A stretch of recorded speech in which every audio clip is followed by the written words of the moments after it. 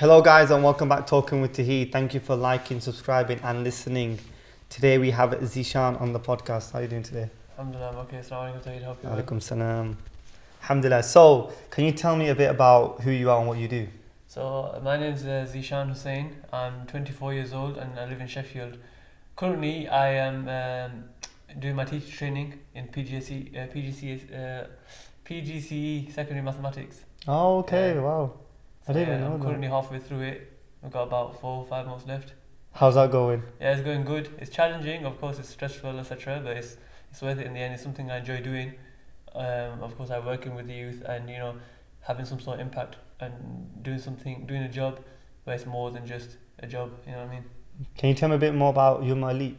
YUMA Elite. So YUMA Elite is a youth organisation that me and my friend founded, my school friend. So originally, I think 2022, I started youth work and I was doing it just on my own kind of thing. I started with a few brothers, and then it kind of we had a few projects like a summer camp project, etc. And then it kind of just continued. And I just continued doing it whatever I could. We started feeding the homeless project. We did a feeding the homeless project with an organisation. We did FIFA tournaments, youth nights, etc. and trips and stuff, just to keep the youth engaged and give them activities and opportunities. We were doing that for about 3 years, and actually 2025 summer, my friend approached me and said, I like what you're doing. Let's come together and to found an organisation. And I was never really on board with the organisation because I don't like the headache of paperwork and this, because I always assumed that it's going to be loads of headache and paperwork and managing and stuff, and I didn't want to be doing that, taking that workload on my own. So then he goes, no, I'll come on board with you and I'll start. And then we started it, and then alhamdulillah, I'm glad we did, because ever since then our organisation just became more professional, more people came on board, more youth are coming. We've got a platform now where it's this is our youth organisation, whereas before I was just doing it on my own personal pages and it wasn't as professional, but I feel like this is what we needed and what our area needed.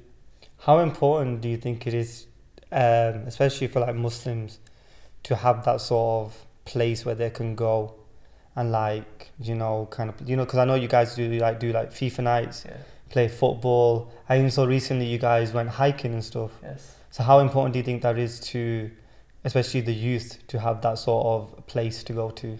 I think it's very important, and that's why we did it originally, because when I first, started in 2022, the reason why I started it is because I was going to the masjid and I was young, and I was realising that there weren't many youngsters here.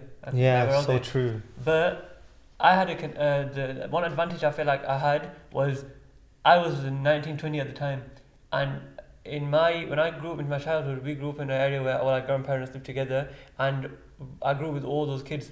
So their older siblings, me, and they were younger, so a lot of them were 16, 15, 14, but I grew up with them at a certain point because when I grew up with the siblings, they were like the younger siblings, so we all grew up together. So I kind of had that family friend, that relationship with them. So when I see them out on the streets, I said, boys, we're going to start something, make sure you come. So I kind of already had a starting point, and then I used to go out on the streets and just walk around the streets when I see them at the takeaways, etc. I'd say to them, boys, we're going to start a summer school, etc. make sure you come. Our first project was at summer camp. So before that, months in advance, I'd walk around, visit local areas, the local, the masajid and stuff, and when I see youngsters, I know how to speak to them, because I feel like the main thing is speaking to them, building a relationship. Yes. You can't bring anyone in if you don't have a relationship with them. So then I started doing that, building a relationship with them, then bringing them in. And when that first project was a success, we had about 50 boys coming to the masjid. Wow, and we were going on trips like this, the hiking, we were going to laser quest, bowling, and we were also learning things as well, about the deen, etc. And going back to your question, remind me what your question was. How important do you think it is to the youth to have that sort of place where they can go? It's two things. They need a safe place where they can come to, where they're away from the bad influences on the streets. And if they don't have the opportunity, they're left with no other option. They're thinking, okay, this is what's fun, I'm going to do this. And this is what, a lot of kids, they leave madrasa at 13, 14, and they have all that free time after school. Or they end up getting kicked out of school, and then they're left with what people on the streets out there kind of seeing them as, impressionable young people who want to make money, etc., and they bring them in and influence them in a bad way, and they do bad things. Yeah. So we're trying to provide an alternative where they can come and have fun, and they're safe. They're not on the streets, etc. And number two is having positive role models there as well, that they can talk to, that they can ask questions to, that they can be safe around. So that's why I said building relationships, just being open to them, because they're constantly going to school, home, everywhere, where they being criticised or they're being told you're not doing this, you're not doing that. This is a place where it's like, you know, to show them love and then show them that genuine care and give them that correct guidance for them to come in and they want to be there with you and then they want to ask the question, they feel like they can open up. So if you see so many youngsters who have opened up and who have spoke to me and my team about things that they never really spoke to anyone about before. But it's because we provide that space for them to do that.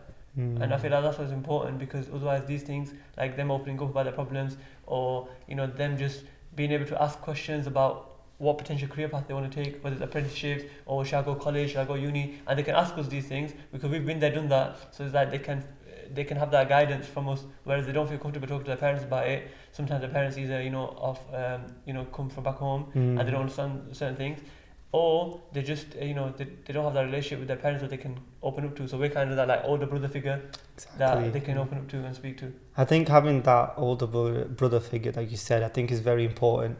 Especially because a lot of people, like I feel like a lot of brothers, they just keep everything they have to themselves. Yeah. Because I feel like, especially in the South Asian community that we come from, it's like, no, you have to be a man. Yeah. Like, don't show no emotions, just get on with it. Because I feel like our parents, like my dad as well, he's like a very like man, like tough. Like he's always giving me tough love.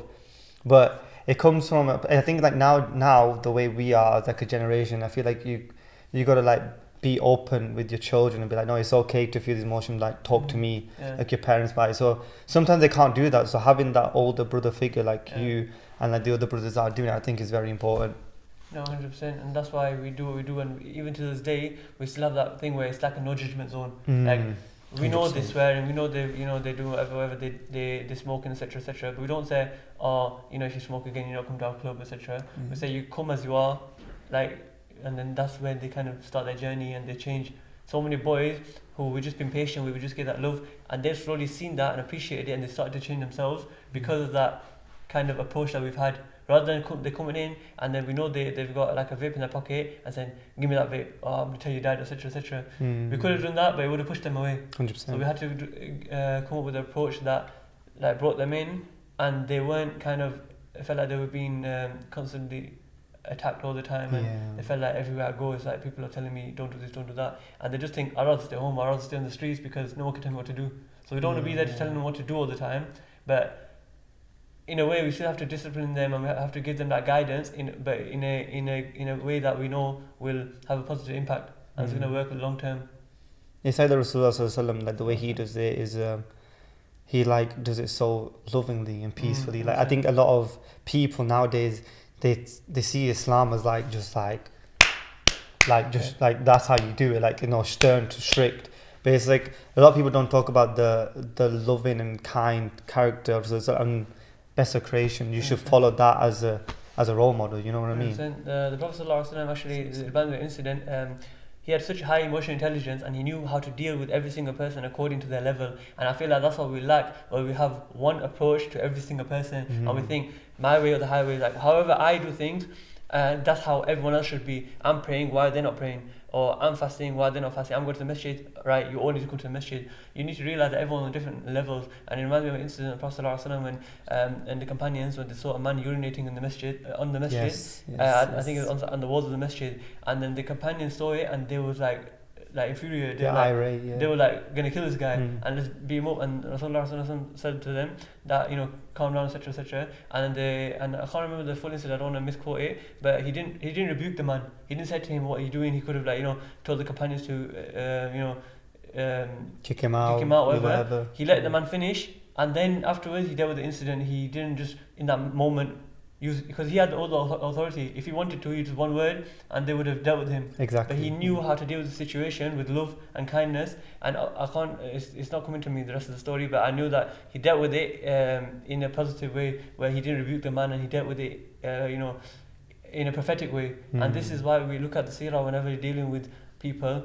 We have to deal with everyone differently, and people think that, you know, it's one approach. If this was today, people would be like, you know, let's bash him, he urinated in the masjid, etc.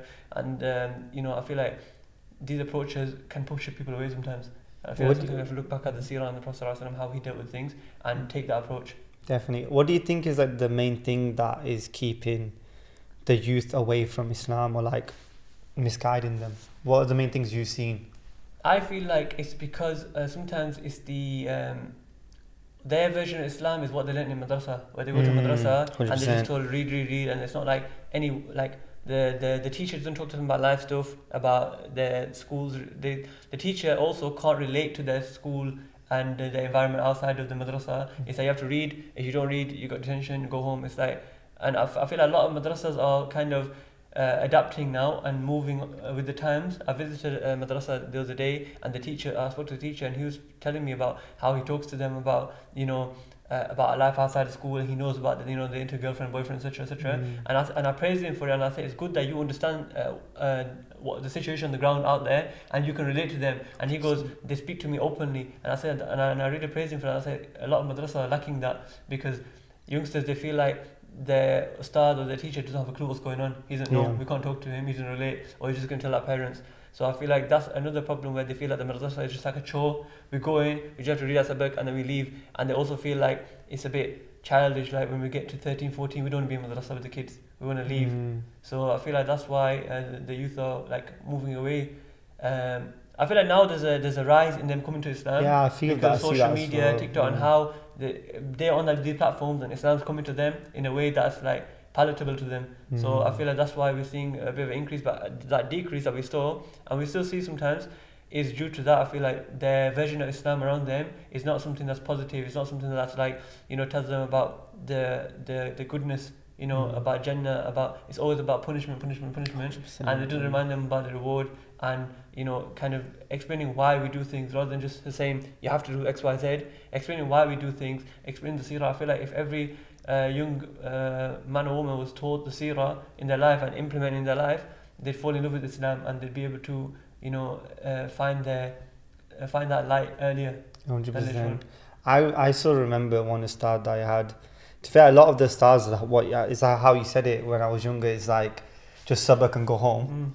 But I remember one, I still remember him now, it was Stajis of Bear. Yeah. One of the nicest people. Basically, he was really stern, but he was younger than the other stars. He used to come straight from work, and he used to like sit down before we used to read sabak to him. He used to talk to him that, so what's going on in life? What's going on? You watched the football recently, stuff like that. And he just like, now when I see him and I'm all grown up, I go over to him and I see him in the masjid, just land with him, give him a hug. He's like my best friend. But when I was younger, he felt like that older brother that I never had. Okay. And I feel like now that you're saying a lot more stars are doing that, I do kind of see it. I feel like a lot more youth now are going back to the mosques. I feel like when I was there, I think I'm quite lucky, the mosque that I went to, because I was part of like a group in the mosque. They were called the 313.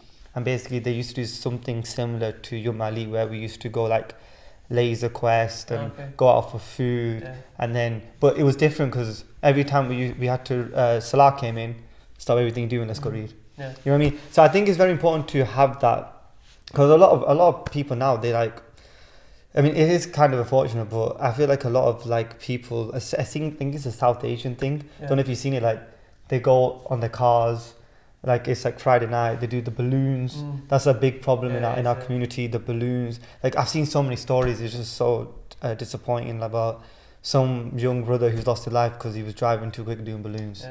It's such a sad thing. How do you think we should try and, as a community, try and solve that problem?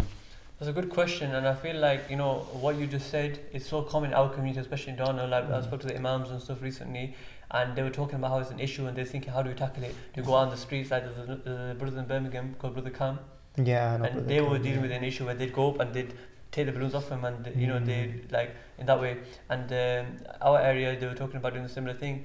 I'm not sure what happened with that, but I think it's because it's sometimes it's not always in your face. Like these people are doing it, we know they're doing it, but it's like they're doing it out the way somewhere, but it still affects our community because they're driving, they're doing the balloons and driving through our areas, blacked out windows, can't see, speeding, and then just driving like idiots. And we know those people who are doing it, we'll like guide them. It's like an addiction, like you said. So I feel like our communities need to address substance misuse and substance addiction, because I know a lot of people who even boys I went to school with, they're addicted to balloons where they cannot go a day without, not even like they used to, I don't know what it's called, but the little you got the big canister, and you got the little ones. I don't know the little ones. Oh, I know the little like silver ones.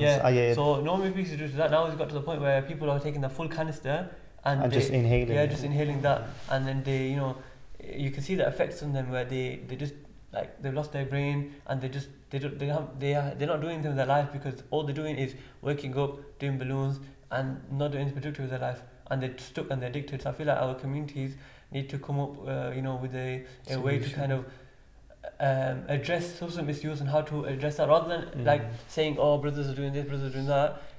Like, you got to also understand, if they addicted, this is an addiction. An addiction, it's not as easy as just doing a khutbah and then expecting them to stop. Yeah, exactly. Or saying to their parents, get them to stop, because parents do want them kids to stop.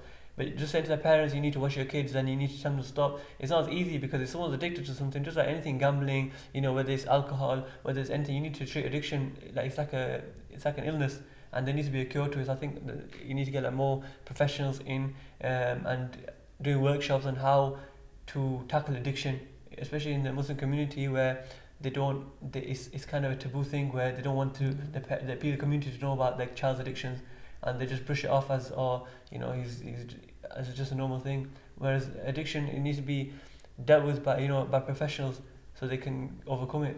Where do you think the urge to do stuff like that comes from? What I just suggested, where would it come from? No, like, where do you think the excitement of these brothers that want to do balloons and go racing fast, where do you think that comes from? I feel like it starts at a young age. When I was in school, my friends, they'd start off with, now the vapes are like, disposable, and they're like the batteries and stuff like that. When I was in school, my friends, when the vapes first came out, they had like a big canister, look like, yeah, it's like really thing, big, and then they'd get the liquid, they'd pour it in, and then it's like, Yeah. and then now it's developed, so they start off with that, then they'd go into cigarettes, and they'd say, oh no, I'm not going to smoke cigarettes, this is the way for me to stop. But that wasn't enough for them, then they'd go into cigarettes, and then after cigarettes they'd go into smoking weed, and then weed wasn't enough, then they'd go into worse things. I know people who are smoking, they're smoking all sorts of things like spice and etc. Wow. And some people are doing like crack. It just goes further and further. It's like when one thing they've had enough of, and they're not getting a buzz off it anymore, Need the other they'll go on to the dopamine. next thing. They need the next dopamine, and then they'll go on to something else, and further on, and they just keep going, and then they're in a life full of like just chasing that high all the time. They wake up and they're thinking, what's going to get me high, and I just want to feel that buzz, because they just constantly living off a buzz every single day, and they just want to go to that next level. And I feel that's why they're in the situation that they're in, because they're just chasing the next high. And even with the racing, I feel like that comes from just being high. And some boys, even if they're not high, they're racing, etc., and that's just like a way for them to get a buzz. But they don't realize, a minute and within a minute they've just killed someone's family, entire family from racing. And they say, I've been with people who race, and I said, bro, you can kill someone. They're like, no, I know what I'm doing. And I've seen them get into accidents and almost killing someone. Yeah. If a brother or sister is seeing this, and they're like, actually, you know what, you're right, I need to stop doing this, and let's say they get rid of all their friends, how would you advise them to make have a good group of brothers or sisters around them? What would you recommend? My first recommendation is not to cut off your friends completely, because I feel like there always needs to be, there's two ways to look at it. Either your friends are going to drag you to that to the bad choices and to the bad things. Then if you feel like they're the majority and they're going to influence you, then you leave that friendship group. But you don't just leave them. Like, say for example, you found some sort of guidance and you found the right path, you don't abandon them. You try and give them that one away. If you constantly give that one, it's not working, then you step away, meaning you don't chill with them, but you still keep that communication open. We don't cut them off, because at the end of the day, they, it's not right for you to find guidance, and you should want for your brother what you want for yourself. So you should try and want that guidance for them, and care for them just as you care for your own iman. So I feel like that's the first thing. You should keep that contact, but step away from them in terms of you don't need to chill with them every single day, because you're going to get roped back into it. And the second option is, what was the question? I forgot now. He said how to... how would you get around a good group of brothers or sisters? The second part of the question, how to get... I'd say the places where, there's goodness, the masjid. Yeah. The masjid there's so much barakah in the masjid, and it's the house of Allah. I feel like that's the way you're going to find guidance. You go there, you attend classes, you attend the jama'ah, and you'll find a jama'ah, like a group of brothers in the masjid that are like always there. Yeah, they're always there. They're in the masjid, they're praying, the regulars, and they've got classes. They're consistent. You build that brotherhood there.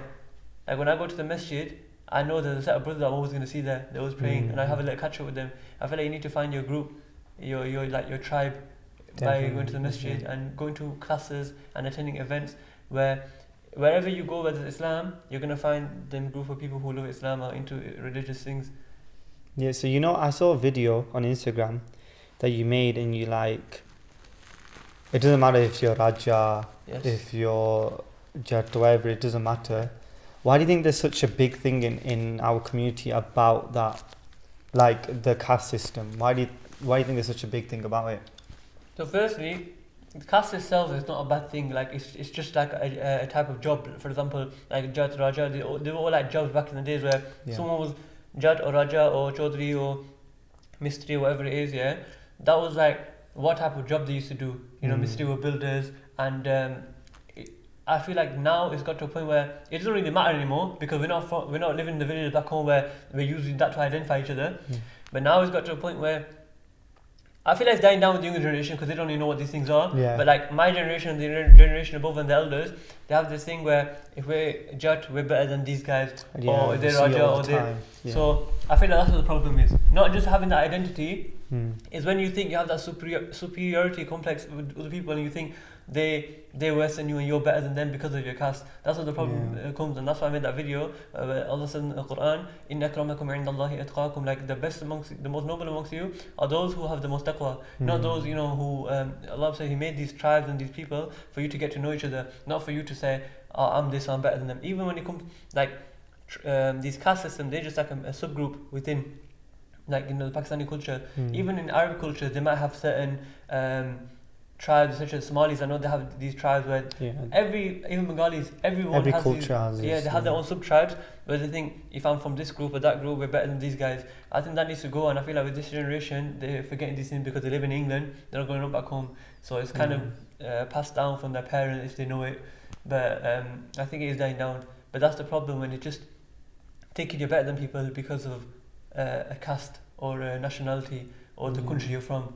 I think it's just so sad to see that when two, like a brother and sister who want to make a halal and they're ready to get married, and the parents make it harder for them, and that's when they go down the route of like zina or something, and it just makes it worse for the whole community because it's like these are two people that want to get married, make a halal straight away, and it's the parents that are making it harder for them to do the right thing. 100%, because I had a friend who, he was a different nationality and someone else a different nationality, and the parents weren't allowing him to get married because of different. And then we've got it within the same nationalities. Like, how much more division do you want? We say we don't divide as a ummah, but then when a brother comes for your daughter's hand in marriage, or when you want to approach someone's family for marriage, it's like, oh, he's from this family, or he's from this nationality, or this country, or that caste.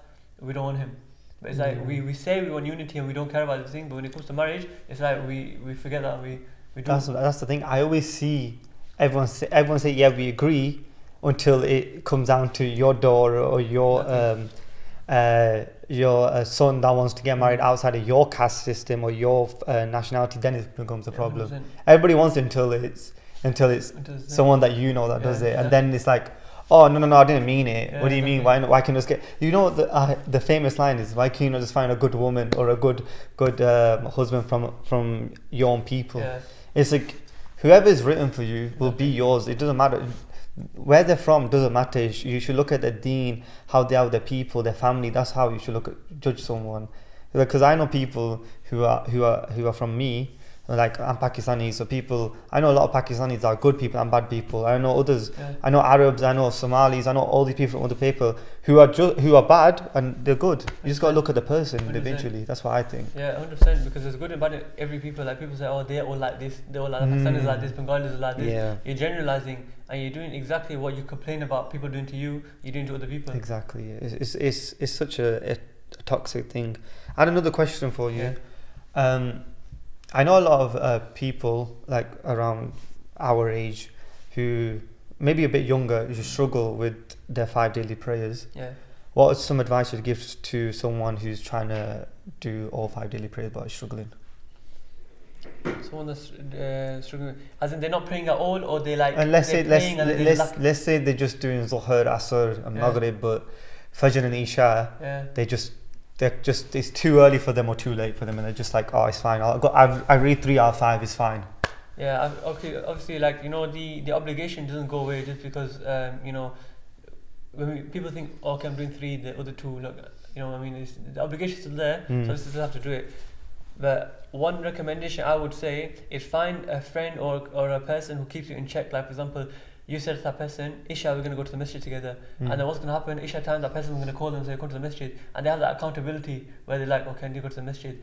Although you need to have the intention that you're doing it for Allah, but okay, that person is going to make sure I'm there, so I need to be there. Yeah. So I feel like just having someone that keeps you in check rather than yourself, because when you get lazy, you're not going to go and no one's keeping you in check. Having someone in the masjid, or even the imam, or this person, the imam needs to be approachable and friendly to the people, and then he'll see you at the next salah, he said, where were you for Isha? And you feel like guilt, thinking, I need to be there tomorrow. And like I said, finding your tribe in the masjid, where when you're not there, they'll say, oh, where is he? He's not here today. Yeah, he's not here today. And even the time the companions of the Prophet ﷺ, they had that, where a brother who was missing from the masjid, they think, something wrong with him, let's go visit him, because that's how regular they were in the masjid. And I feel like once you build that routine where you're in the masjid constantly and people don't see you one day, they're like, where is he? It's a jeep to them. Sometimes I go to the masjid and I go away on holiday, or I've stopped going for a bit, and I'll see a brother and they'll be like, I don't see you in the masjid anymore. And it give me that guilt, like I need to go back to the masjid, and brothers are noticing you missing. So I feel like just building that community in the masjid is the first thing, and having that person that calls you to account for not going. Because when you're on your own at home, no one's going to keep you in check, because you can just have prayed. When you make it a habit to go to the masjid, people are going to be like, I didn't see you for Maghrib today. So it's a good thing. And especially Ramadan coming up, I feel like the best thing you can do is pray in the masjid and make that habit of going and taking your friends with you, because you're constantly in the masjid, and there's only going to be barakah in your relationship with the people in the masjid. You're not going to be swearing, you're not going to be talking about haram things. Because you're in the masjid, you have that fear of Allah more in the masjid. So I feel like all these kind of other things will also cut out. People can go and make the accountability thing that you said I think is very important, because me and my little brother, we keep each other in check, which is quite nice. And my dad as well. My dad keeps me in check a lot. I'm sitting down and the azan's gone off. He's like, what are you doing? I was like, I'm just finished off some work. He's like, work can wait, go read namaz. I was like, you're right. And I get up and I go read namaz. But it's like, how important do you think it is having those sort of figures in your life, more so like family wise, like keep you in check and like also remind you of Islam? Because my mother also as well as my dad, they always tell her, my dad loves to give us like, we have like almost like weekly when I'm back home, he does like he calls like Islam story nights. So he sits down with us and he just tells us a story about a prophet, and it's so beautiful because he still does it now when we're like all old and we go our jobs. He's like, no, you all come back. Even my sisters are married. They're like, no, come back. On Saturdays, we're all going to sit down and have a little chat. And my mum as well. Mum's like always sends me like videos and stuff. And how important do you think it is to have that in your life? I think it's very important, and it reminds me of my mother, Allah bless her. She was a key figure in implementing and instilling Islam in our household and into me. I genuinely feel like, Allah make a woman of Jannah. I feel like she is a woman of Jannah just because of how pious she is and how she lived her life. I can't think of a single salah that she's missed. And also not only that, when she prays her salah, how us we pray our farda and we say, okay, our sunnahs, and we're going somewhere, we're like, okay, leave our sunnahs, we're going somewhere, or nafil. My mum has always prayed her farda, her sunnah, her nafil. She never left it, and she's like, she's seen that as she knows it's not obligatory, but she's made it obligatory on herself. But she's like, this is the standard I have, and she's like, I can't leave it. And on top of that, after every salah, she's reading the Quran. Like, she has a portion of the Quran she reads every single salah, Fajr. And I've seen times when in the summer it's been really late, she'll come home, pray Isha, she's still prayed the full thing, and she's tired, and she's doing her Quran, then she's going to bed. I was like, just leave it, just go to bed, pray your fard, and pray what you need to pray, and then go to bed because you're tired. So Allah's not gonna, it's not gonna be a sin. But she goes, no, it's fine. She goes like, our Prophet ﷺ left us his sunnah, and we are leaving it because we're saying it's sunnah. So she's always emphasized that, and it's kind of been an inspiration for me, that the standard she set. And she's always said pray, and it's namaz time, and go to the masjid. Like even for Jummah, like one bad trait I have sometimes is I'm waking up, for Jummah, especially as a student. When I'm sometimes rushing for Jummah, and like I'm getting there just in time for the khutbah. Like I get there just before the khutbah, but she's like, you should go early. Why are you not going early? And she reminds me of the hadith of the reward of the person who goes first for Jummah and the person who goes last. And she goes, you should be there early, praying your sunnahs and before the khutbah starts. And obviously we just think of the the bare minimum, and we say, look, as long as I get the Yeah. weather for the khutbah, it's fine. But sometimes rushing, etc., etc., because you need to wake up earlier, or you need to, get things done earlier and get to Jummah in time. So she's just set that standard where it's like, it's inspirational for me, thinking even when she's tired, even when she's, she's busy, we have to go somewhere, she's still getting all these things in, and then we sometimes rush it for like small things. Like, I need to go to the post office before it closes. Let me just quickly pray my Maghrib 3 Fard and then quickly go. So I feel like she's been very important in instilling Islam in me, and just her character as well, how she deals with the people. My mum's always been a person who she always says, no matter how bad people do to you, you don't do bad to them. You do good to them, because they are not your teachers, and you are like showing that good behavior you're showing your own character. You're not reflecting what they are and showing their character back to them. You are your own person, and you have your own character, and you have your own principles and your own morals, and you don't stoop down to their level. So she's always been a person who's been good to people and never done bad to people. And whenever I'm like, oh, I'm not going to do this, or so many times in growing up, I said to her, like, the same scenarios, I'm not going to this because they didn't come to this, or I'm not doing that for them because they didn't do it for me. That's such a big thing in our And my mom's like, it doesn't matter if they didn't do it for you. Like, me and my sister clashed a lot when we were younger, and I was like, no, I'm not getting this for her, she didn't give it to me. And my mom's like, it doesn't matter. She goes, you're going to go in your own grave, she's going to go in her grave. Yeah, mom saying that as well, yeah. So she's going to be questioned for what she did, and you're going to be questioned for what you did. Yep. So I think my mom's been a very key figure in instilling that Islamic value and that Islamic, those principles in me. And I've always kind of reflected on that and tried to be, I'll never get to her level, but, may Allah grant Jannah, may Allah make us like that and have that high standard for ourselves. I mean, you know what? It's actually crazy because obviously I live away at the moment in Sheffield, right? When I'm back home in Manchester, it's crazy because obviously when I'm here by myself, I hold myself accountable for my salahs and stuff. But when I go home, I'm like, let's say I'm like just about to get in for Maghrib. I go in, I see my brother praying. I go in another room, my mum's praying. Go in another room, my dad's praying. I go in another room, my sister's just praying, and she's opening up a Quran, reading. It's like, even I can go into my grandma's room, I look over, she's like 85, and she uses a chair, still praying. So it's like, I go into my room, everyone's praying their salah, and it's just like, subhanAllah, like sometimes it's like, you don't realize it when you're younger. You're like, oh, my parents tell me to pray all the time, and then when you get older, you're like, wow, I'm actually so blessed that because I because I met a lot of revert brothers who have to hide when they pray because they're scared of what their parents are going to think. And then I think, wow, subhanAllah, I never had to do that. In fact, I was encouraged, and I was born a Muslim. It's like, I think as you get older, a lot of people realize how blessed you were. You take the masjid, your parents, your siblings for granted, and then when you get older, you're like, that's all I need. 100%. All I need is good group of friends. I need good family, have a good connection to the mosque, and honestly, you're like 90% of the way there. 100%. I feel like we underestimate the blessings we have sometimes. Just being born in a practicing household where Islam is being practiced in every room, like you said, you go in and the standards are already set. Like, there's no kind of you're not starting from the bottom. You've got a foundation built for you, instilled in you, the Islamic values, Islamic teachings. But a lot of people, my youth, they come from different households. They ask me questions like certain things that my mum taught me when I was younger. But I have to remember that not everyone's come from the same upbringing, the same Islamic teaching. So I was, teach them with love, because a lot of people say, "What? You don't know how many fards in wudu there are," and they kind of look down upon them. Yeah, but I feel like I see that a lot.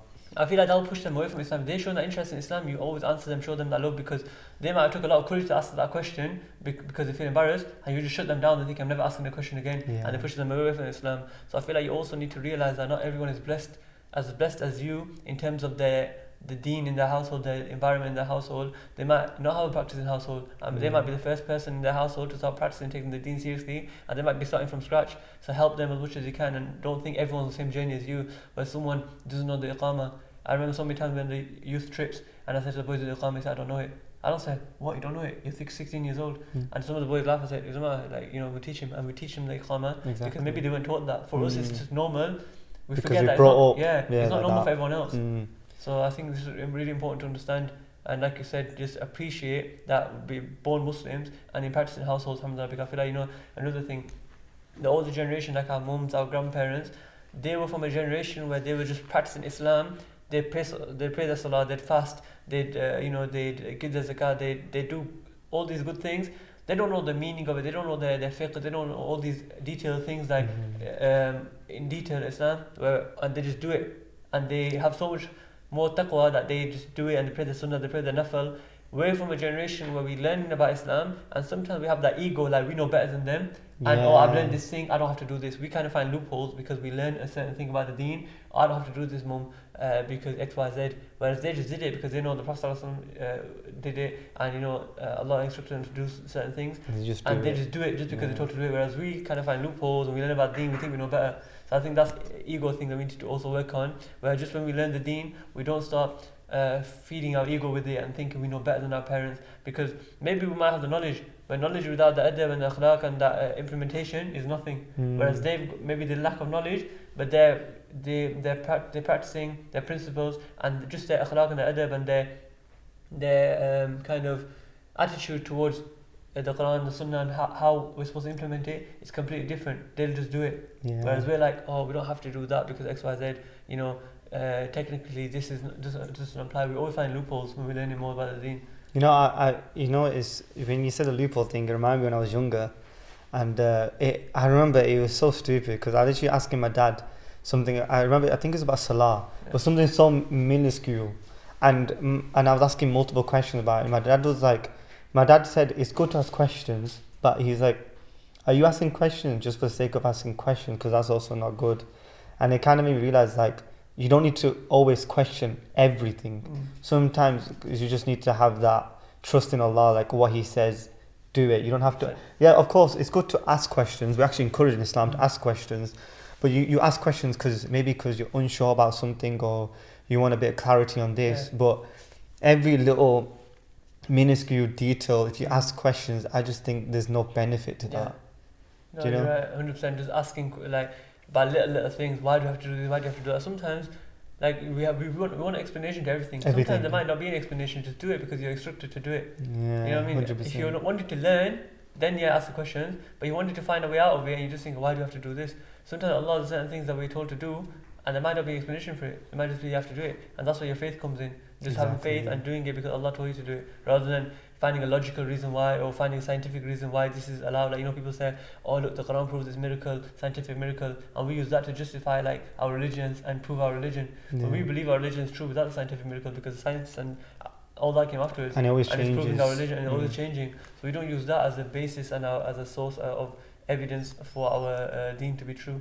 100%, I agree. What would you say your mental health is like when it comes to just life in general? Because I know there's a big stigma around mental health, especially with South Asian community and maybe other communities. I'm only saying it from South Asian because that's what I am, and that's what I've been brought around. But what do you think, first of all, how is your mental health and everything, and how do you use Islam to help you with that, and how do you think there should be less stigma around it? First of all, alhamdulillah, I feel like my mental health is good. Like we always have ups and downs where we're going through something, but Allah always finds a way out for you. And I feel like once you have that iman and you have that, and just because you are going through mental health struggles, it doesn't mean you have a lack of iman. It just means that you're going through a moment where Allah's testing you, just as He tested those before you, and He tested the prophets and the greatest of people. Why wouldn't He test you? Yes, and sometimes there's a hadith on the judgment that those people who weren't tested in this dunya will see the rewards of those who were tested, and they wish they go back and they cut up into pieces and tested, because they see the reward that they had. So don't always see your troubles and your challenges as a punishment. Sometimes it could be a punishment for a certain thing you did, but sometimes it could just be a test for you to go through. And back to your question about, I keep forgetting, you've asked two-part question. I always answer the first one, I forget the next one. It's like, how do you think we could have less stigma around mental health? Less stigma around mental health. I feel like a lot of our older generation, they don't see depression and mental health and anxiety and these kind of things as actual things. Because back then, it wasn't, like, now it's being diagnosed, and I understand as well, there's also a case where people are going to extreme on it, because everything, over-diagnosing themselves and saying this is depression, this is that. I agree. There needs to be a balance. It can't go extreme on both sides, or the elders are dismissing it, saying there's no such thing as depression, just pray. So it's not just, depression is like a mental illness that even just praying, you might not just get rid of it. You need, like I said, you need clinical treatment, you need to have professionals dealing with it and going to them, not just. And praying, of course, is a way, but Allah also tells us to use it. Allah gives us tools in this dunya to use. So Allah gives doctors. It's like having a cancer and not going to the doctors and praying for Allah for for cure.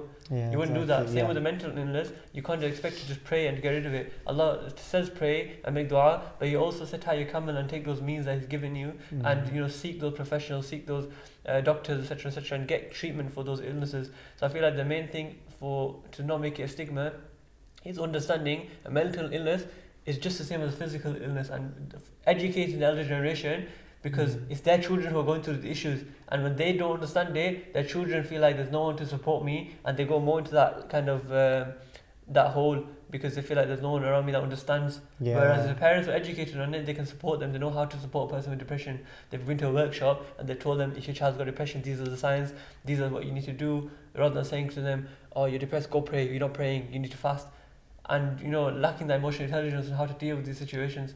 I feel like that's where it needs to start, by educating the older generation, to teaching them that there are these things, because I understand as well, they come from a country where there was poverty, famine, war, and they think, what depression? We've been through all this, and they're in the UK, we give them everything, and they've got depression.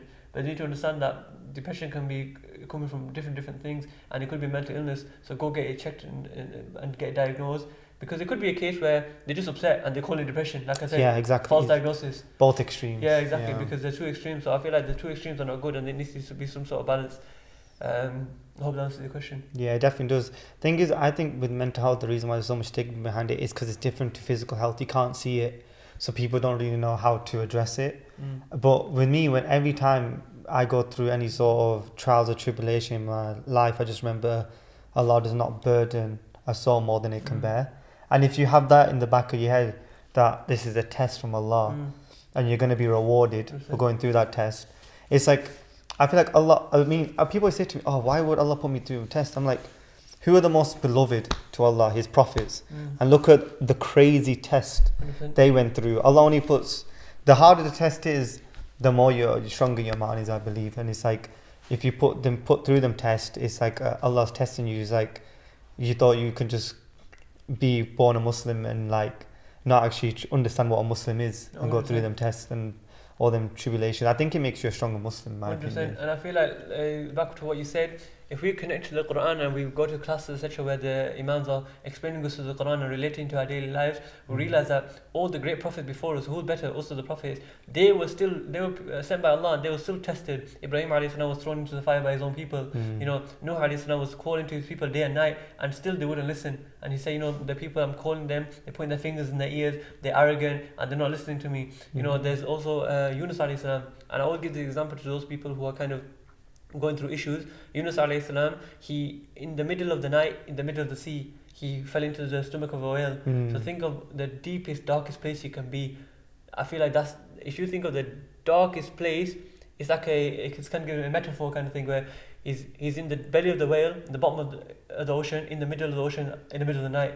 There's nowhere else that, if you think about being that scariest place you can be in, the deepest, darkest place, but still he had faith in Allah. He said, La ilaha illa ant subhanaka inni kuntu minadh dhalimin, and Allah eventually got him out of that whale, and he came back to shore. Allah found a way out for him. So I always say to people, if Allah found a way out, and people say, oh, he's a prophet, it doesn't matter, because this is why we were given these prophets as examples. Yeah, as examples. And if Allah could test them, Allah will test us as well. And Allah is the best of the people. So if Allah tests you, feel that you are beloved to him, that he's testing in this dunya, so you can get the reward in the hereafter. And if Allah got him out of that whale, why can't he get you out of this situation you're in?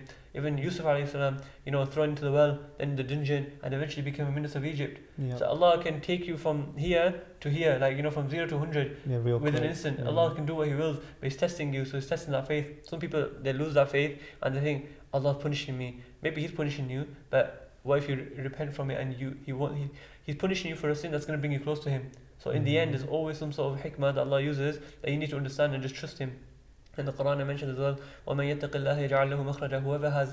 Whoever is mindful of Allah, Allah will find a way out for him. So it's always just remember these ayat of the Quran, and I feel like the more you read about the Quran, the more you read about the seerah, the more you fall in love with the deen, and you never see anything as a punishment from Allah. You don't see Allah hating you. People think Allah hates me, why is Allah doing this to me? But if you look at these things, you realize, okay, maybe Allah is testing me, maybe Allah is punishing me for my sins, but finding a way, looking at it with optimism, and looking at there's always a way out, and I just need to, there's always light at the end of the tunnel. How was your trip? Was it to Marrakesh? Yes. Yeah. How was that trip, and what did you learn on that trip? there's so much, and I feel like that's the one question that everyone's been asking me since I've come back. Oh, really? So, yeah, so maybe this is I can kind of answer this and share this with people. There's so many things I've learned there. Number one, the brothers there, mashallah, they're a different caliber. Like, I've been doing this youth work in my area, and sometimes you feel alone. You feel like you're the only one doing this. You're struggling with certain things. That how do I do this? How do I do that? It's only me. No one's helping. Or you're doing the content. You're doing the work, and you feel like you're not getting support. And I went there, and it's like brothers saying the exact same thing, and they're like, "Oh, I had that problem, and this is how I dealt with it." And not only that, but the brothers, mashallah, they're so inspirational. They're all brothers from Denmark, Australia, Canada, Scotland, all over the UK, Netherlands. Everyone come to one spot, and they're all sharing ideas with them, sharing good practices, and also just giving reminders. Like we're sitting in the evening talking about things. Some brothers talking about what he's struggling with, and the brothers advising him, helping him. There's so many things that we benefit from, and I just felt like I found my tribe there. Like everyone's doing the same work.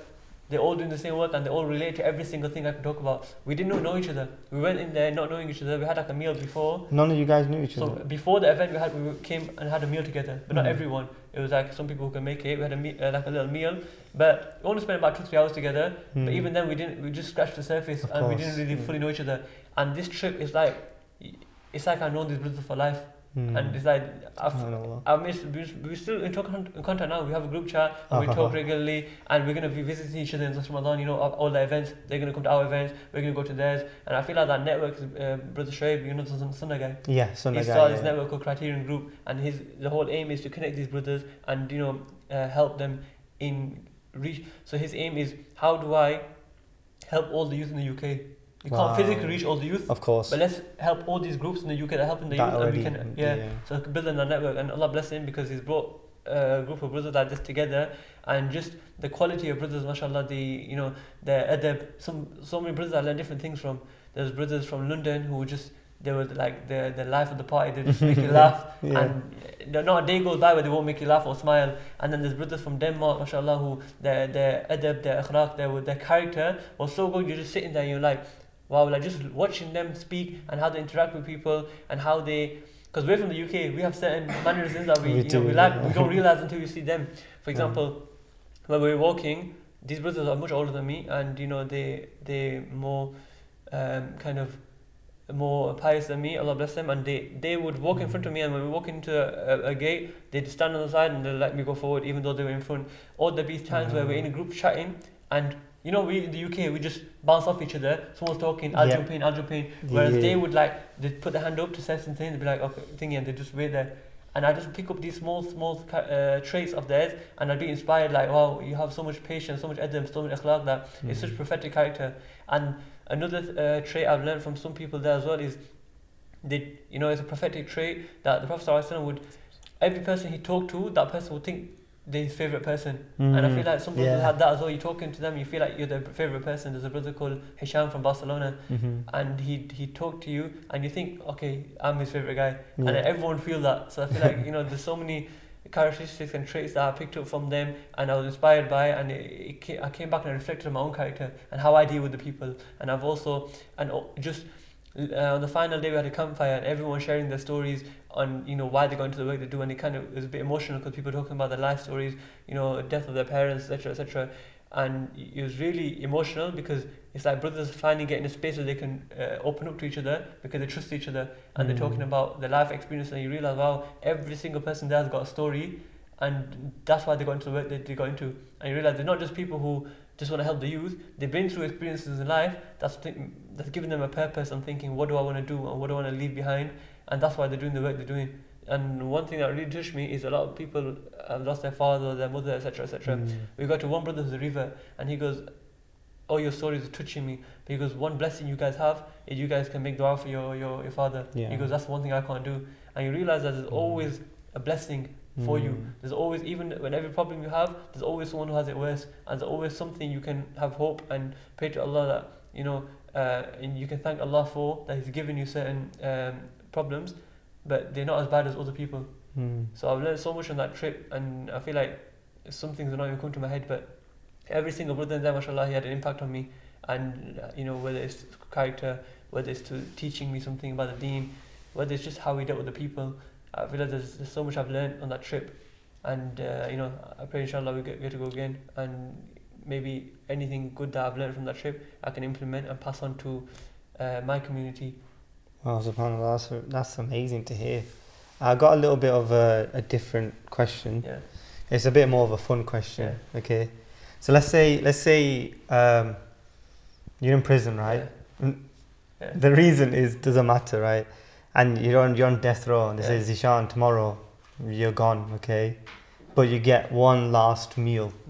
Well, you get a starter, a main, and a dessert, and then you can have a drink on the side. What do you choose? Oh, that's a good question.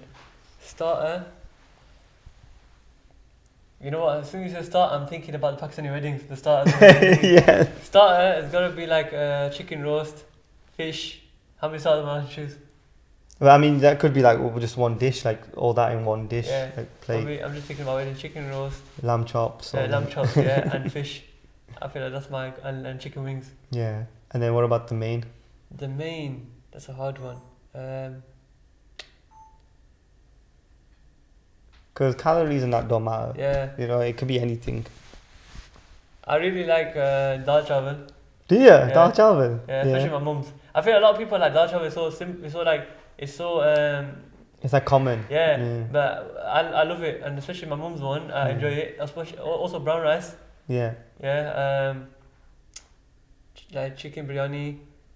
Chicken biryani. My mum's chicken biryani is amazing. Man. I think I'll go for chicken biryani. Yeah. With the raita or just? No, with just on its own. Just on its own. What about dessert? Dessert. Oh, I could go simple and say brownies. But I'd probably go for kheer. Kheer. Yeah. Well, just by itself. What would you have it with?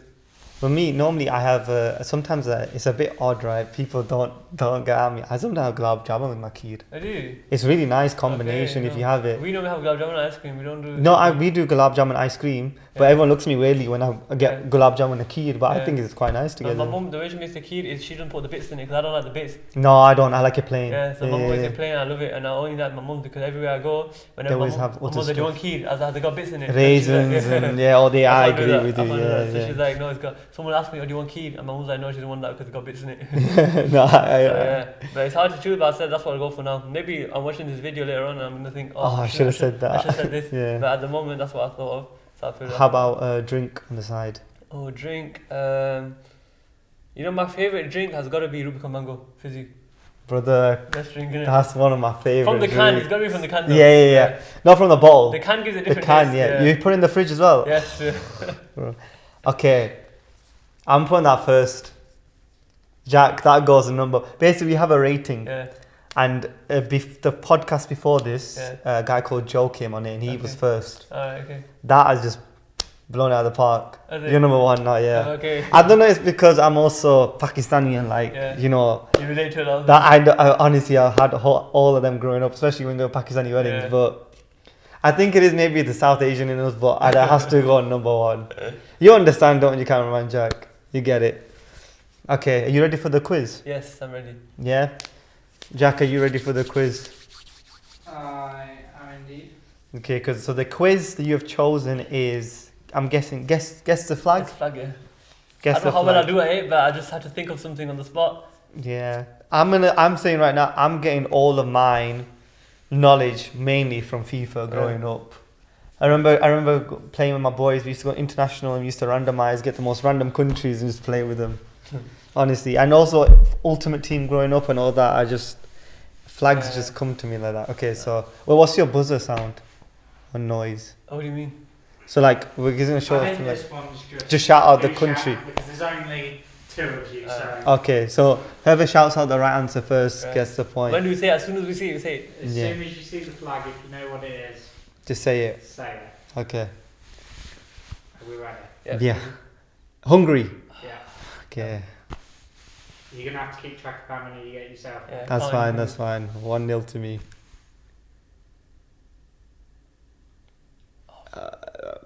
What is that? Macedonia? No. Uruguay or something. I don't know. Mongolia? No. Chile. With T. Oh, Tunisia? No. Trinidad and Tobago or something. Tunisia. Taiwan. Taiwan. Oh, good 1-1. That's a good one. You think of Taiwan. This is a hard flag, I man. think I have to And, go down and see what the answer is. Belgium. Yeah, 2-1. I think you have to flip it so he doesn't get the first look. So you're gonna Okay, fair enough.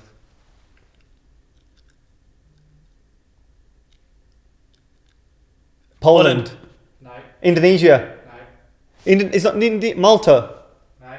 It's not Indonesia What or do we go with? Malta. It's not I know this. What Indonesia. do we begin with?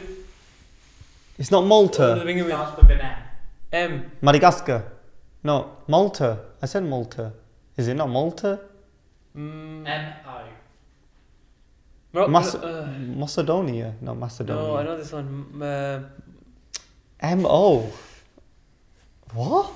M-O. Give us another letter. M-O-N.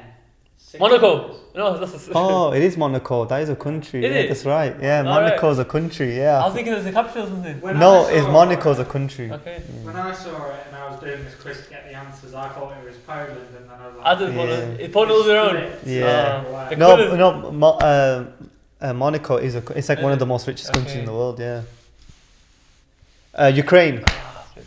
Yeah, that's 3-2. 3-2. Oh, is it 3-2? Oh yeah, Yeah, you got 3-2. Belgium as well. Chile. No, Vietnam. Vietnam. Yeah, Ah, 4-2. Okay, come on. Was it true? 10. 10. So you have to kind of get this one right. Madagascar. No. Uh, Starts with a B. B. Oh, Bahrain. Bolivia. Bahrain. No. Bolivia. It starts with a B. Botswana. Bolivia what? B-E. No. B-E. Benji. B-E. Benji. I'm like, what? B-E. Is it in Africa? B. I have no idea. I don't even know how you say this. BE what? You show the hardest flags, man. B-E-L. B-E-L. Belarus. Okay, there we go. I don't know the country. Yeah, Belarus. It's in Africa, I'm pretty sure. I believe it's in Africa. Oh, Czech Republic. Oh, Yeah. he's good at this, man. I should show someone else, man. I should show someone else. He's got it fresh in his head. Mine is like the back of my head. These last two, Yeah. I wouldn't have even be able to tell you where on the map they are. Oh, that's Chile. no, that's it is start with the your phone's got. Is it N? L. Latvia or Lithuania. Libya. Lithuania. L-I. To me, it would sound like a German word. How many letters is it? Ligma. Ligma. 13. L-I. L-I-E. I don't have. I thought it was something, but when you said L-I-E, Keep giving us more letters till we get it. L-I-E-C-H. Oh, I can't pronounce this word. Licheswa. Lichtenberg or something like that. Liechtenstein. Oh, Liechtenstein. I've heard I of think that. that's how you pronounce it. No, Liechtenstein is a country. I just couldn't think of it. Okay, no one gets that point then. That's fine. Well, I definitely don't know how to say this one. Imagine Pakistan. Nor have I ever, Yeah, no. nor have I ever seen this flag before. Oh, never seen that. Madagascar. No, what? Wait, give me the first letter. S. S. Switzerland or something like that. It's Sokotra or something like that. Sokotra. Seychelles. I've never heard that. Oh my. S-E-Y-C-H-E. seashores. Seashores. If that's how you say it. Seashores. I believe it's seashores, but let's get the next Again, you're asking a white boy to. Yeah, fair enough. Can't be. That was harder than I thought it was, you know. Yeah. That was harder than I thought it was. one. Yeah, I think it was like 5. 2, yeah. Yeah, 5-2 to Yeah. me or something. You picked some hard flags, to be Yeah. fair. But to be fair, if it was easy, then we would have been like. That's true. gone It was the through same, it. it was the same one. But I haven't. To be fair, those like last 3, I don't think I've seen Liechtenstein before. That's the first time I saw seashores, I believe it's called. Yeah. Well, I appreciate it. Jazakallah. Zeshaan, for coming. Thank you very much. Where can people find you? You can find me. I don't know. I'm not like. Do you mean like YUMA Elite stuff or like? Well, on Instagram, how can Okay. people find you if they want to get in contact with If you you? want to get in contact with me, you can message me on Instagram, Zeshaan. My name is Zeshaan, and there's a dot and underscore. I'm not really like a public figure for you to get in contact with me, but do support our work. We have 2 pages actually. I have a sweets business called Tangy Treats, Halal Sweets, and also an organisation called YUMA Elite. It's a youth organisation that we're building for the community, for the youth to find a safe space and somewhere that they can connect and they can have that guidance. So do support us, look out for our work, and just follow us and support us on our journey. Yeah. Thank you very much for watching. We are over and out.